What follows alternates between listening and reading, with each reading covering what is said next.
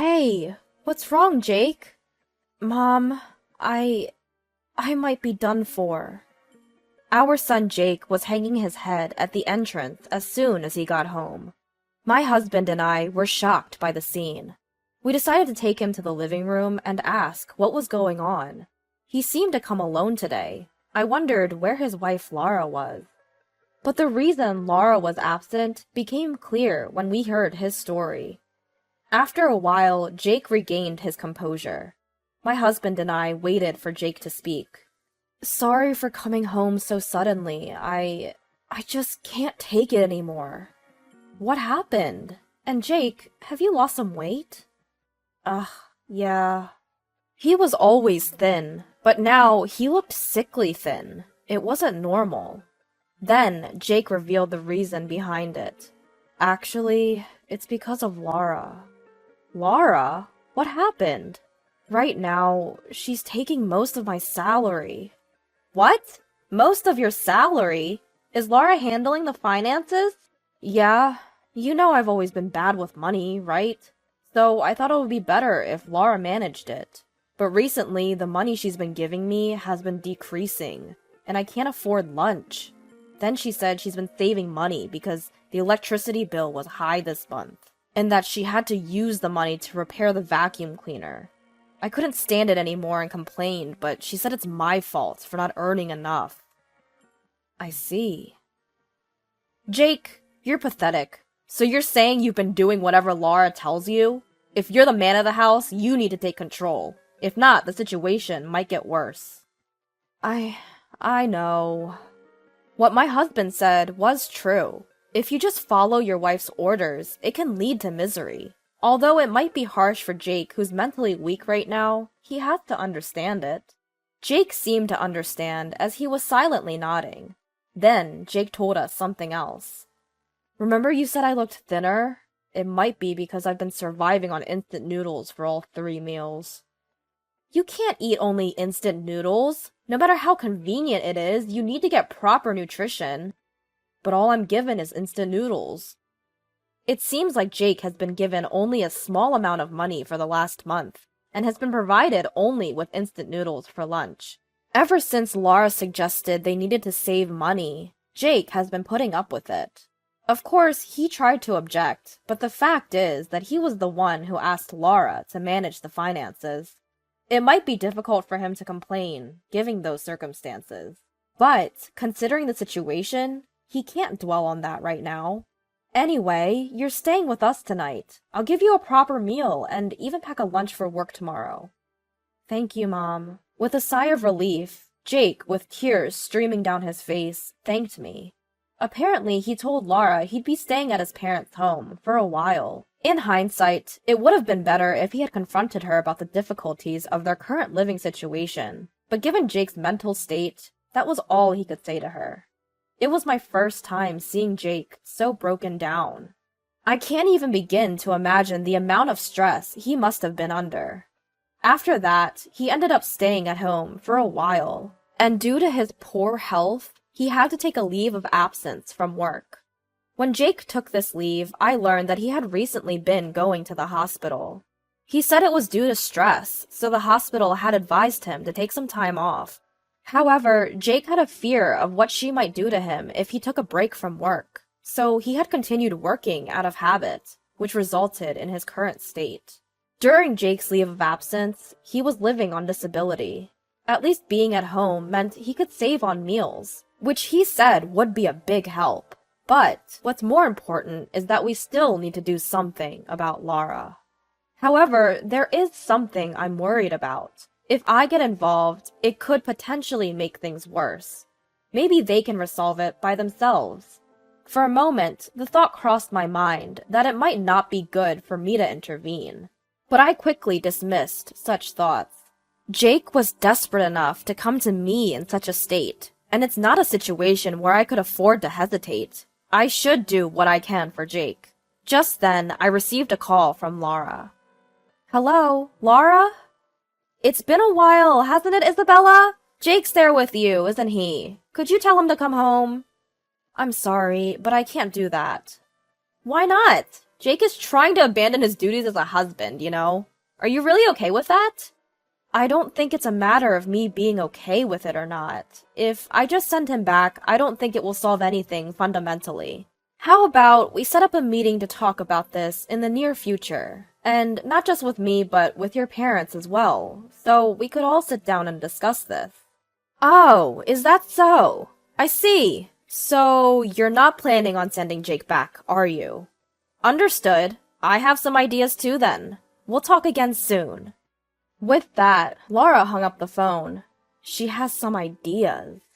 That phrase stuck with me. What could Laura possibly be planning? Several anxiety-filled days passed. Then, one weekend, my husband Jake and I were relaxing when the doorbell rang.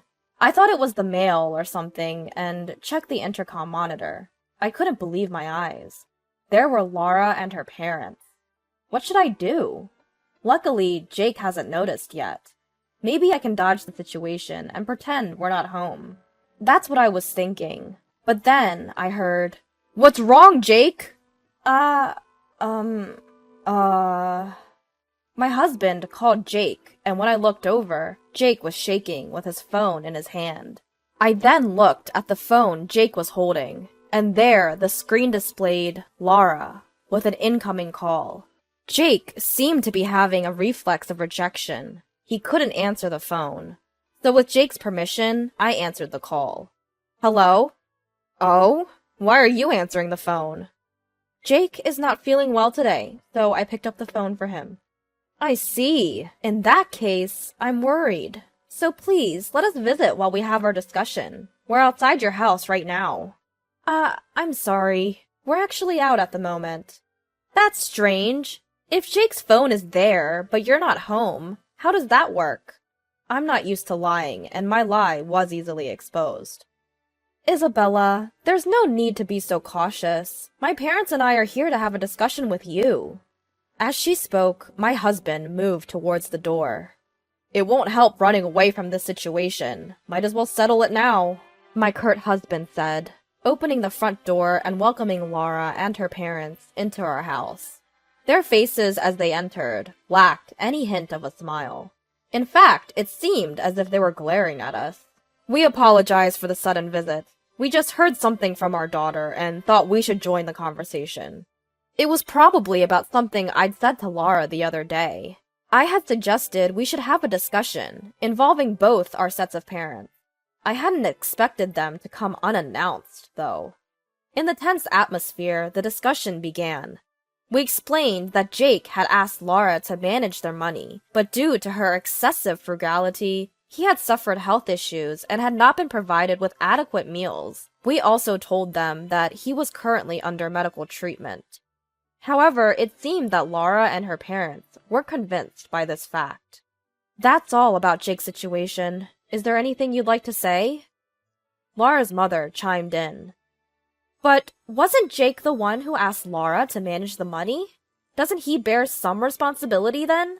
Of course, you're right. If Jake had managed it himself, we wouldn't have this issue. But don't you think surviving on instant noodles for all meals is a bit much? That's none of our business. Maybe it couldn't be helped in order to save money. Is that true, Laura? Yes, it is. I never waste money, but Jake often buys a lot of unnecessary things. What? I didn't buy anything. Stop lying, Jake. She laughed. What? So it was a lie. Just like he tried to pretend he wasn't home today. Like father, like son, I guess. What? Before we knew it, instead of a discussion, it had turned into a situation where Jake and I were being cornered. Every time Jake and I tried to argue, Laura and her parents would shut us down with another point. It seemed our opinions were not being heard, only their one-sided claims continued. Just then, my usually quiet husband, who had been silent until now, slammed the table. At the sound and his sudden action, everyone jumped in surprise. Can I say something? Laura, are you and your parents trying to say that it's all Jake's fault? I'm not saying that. I just think that if they are a couple, then they should lay everything out on the table and have a good, honest discussion. Then they might be able to get along again. Lay everything out. I see. I understand. You might be right. What? I'll talk to Jake again here. So, would you be willing to set up another discussion on a different day? I think everything will be clear by then. It seems you're a reasonable man, sir. All right. I apologize for my previous rudeness. How about 2 weeks from today for the next meeting? I don't think it's good to leave it too long. Sounds good. That will be sufficient. And so it was decided that the meeting would take place at a later date, as my husband had suggested. After the three of them had left, I turned on my husband furiously. Why would you say such a thing? It's as if you're admitting that Jake is in the wrong. Calm down. I didn't think Jake was at fault, nor did I particularly want to smooth things over. Then why? Don't you find it strange? Why go to such lengths to make up with Jake? Huh? She brought her parents with their complaints, all with the aim of reconciliation. In a situation like this, I wouldn't even consider reconciliation. He had a point. If they cared about their daughter, they would either discuss divorce or approach the situation more calmly. Perhaps there was another objective. As I pieced together the situation, I realized one thing. What makes Jake so essential to Laura and her parents? The first thing that came to mind was money. From what Jake had shared, he had a pretty decent salary. However, he couldn't go against Laura, so he wasn't able to get allowances or such. In that case, Laura and her parents might be depending on Jake's money. But recently, he had switched to disability benefits and had a separate account for his salary. If that's the case, they must be in trouble. Perhaps they made contact because they wanted Jake to come home quickly and secure his salary. After discussing with my husband, we reached that conclusion and immediately told Jake. Jake, if this continues, you'll be drained by that family. I think it's better to make a decision before that happens. I'm sorry, but this is something only you can decide. So think it over carefully. I understand. It was a hard decision, but Jake also had to move forward. Making decisions for oneself is crucial. About a week later, Jake came to a conclusion. Mom, Dad, I'm getting a divorce. My husband and I embraced Jake, honoring his decision and the courage it took. It wasn't an easy thing to do. He must have thought about various things. Whether this is the right decision or not, we don't know, but we will understand as we continue to live. At least, I thought it was a good decision. Then, we started helping Jake prepare for the divorce. We had to push the meeting back a little because it didn't seem like we would make it in 2 weeks. So, we told Laura's family. They made some snide remarks, but knowing that this relationship would soon be over made it bearable. Once everything was ready, we sat and waited for their call. Then, Laura and her father came to our house right away. What's this all about? I didn't hear anything about a divorce mediation. So, this is why you wanted to postpone the meeting. What a joke! Let me tell you, I'm not attending any of this mediation. My daughter will never get a divorce. Laura and her father were furious. It was a natural reaction since they thought there would be no divorce. But the wheels were already in motion. There was no stopping it now. Please, calm down, both of you. Our decision to divorce will not change. Please, leave now. You! Could you please stop? Besides, didn't you say you were going to lay everything out in the open? You're hiding something from us, aren't you? Like how you're taking Jake's money through your daughter. What are you talking about?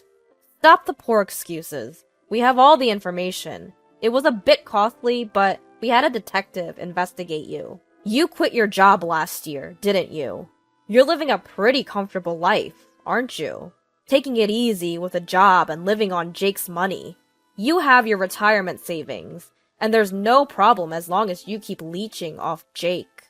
I'm sorry. Then my husband lost his temper.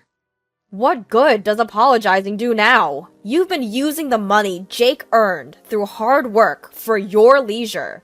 There's no way I'd ever accept your apology. Laura, you too. If you wanted to help your father after he quit his job, why didn't you use your own money? Using someone else's money for that.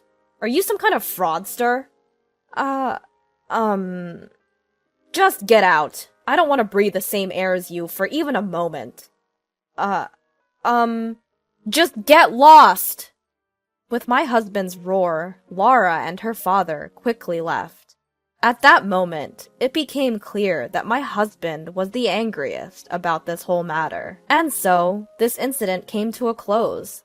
In the mediation that followed, we hired a lawyer and successfully got the divorce. Although not for the full amount, some repayment obligation was established, and Laura's family was ordered to pay. After the divorce was finalized, Laura and her father immediately started looking for full-time jobs. Due to his age, it seems like he is having a hard time finding work. Laura is balancing a day job and a night job, literally working without a break. Since then, Jake's condition has improved and he's returned to work. I was torn about how much I should help this time, but I now think it was good that I did. I want my child to be healthy after all. I don't know what the future holds, but I want Jake to know that he always has two allies.